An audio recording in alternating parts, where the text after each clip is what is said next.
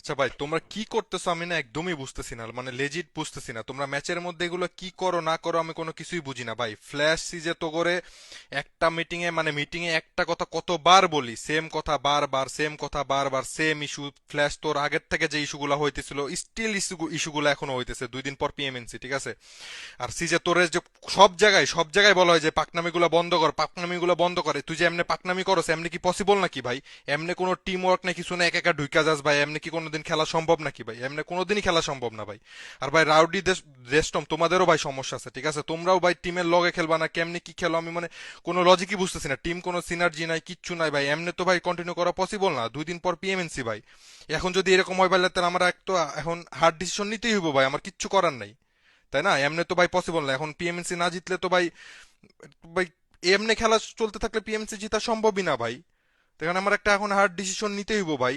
না ভাই, এমনি যদি চলতে থাকে ভাই, আমি ভাই টিমে নতুন প্লেয়ার দেখবো ভাই, আমি টিমে নতুন প্লেয়ার নিবো ভাই।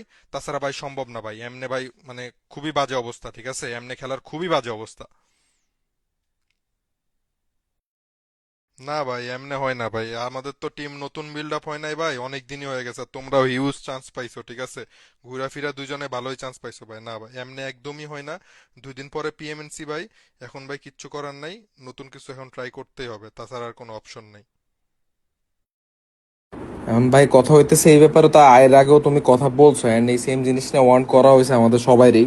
মানে আলটিমেটলি খেলা খারাপ যাইতেছিল, সিনার্জি ইস্যুও ছিল মাঝখান দিয়ে, আমরা অনেকদিন সময় পাইছি, বাট এখন কিন্তু ভাই দেখো খেলা কিন্তু ভালোই যেতেছে। এন্ড তার থেকে বড় কথা হইতেছে যে আমাদের সামনে পিএমএনসি, এন্ড আমাদের এখন যে সিনার্জির একটা ব্যাপার আছে, সিনার্জিটাও বিল্ড আপ হয়েছে। সো এই মোমেন্টে এখন যদি নতুন তুমি কোনো কিছু ইনক্লুড করতে চাও বা কোনো চেঞ্জেস আনতে চাও, তাহলে আমার মনে হয় যে আসলে মানে সিনার্জি নিয়ে একটা ইস্যু ফেস করা লাগবে না। অফিসিয়ালের আগ মোমেন্টে আসলে এরকম ডিসিশন নেওয়াটা মানে কতটুক যুক্তিযুক্ত আমি আসলে বুঝতেছি না।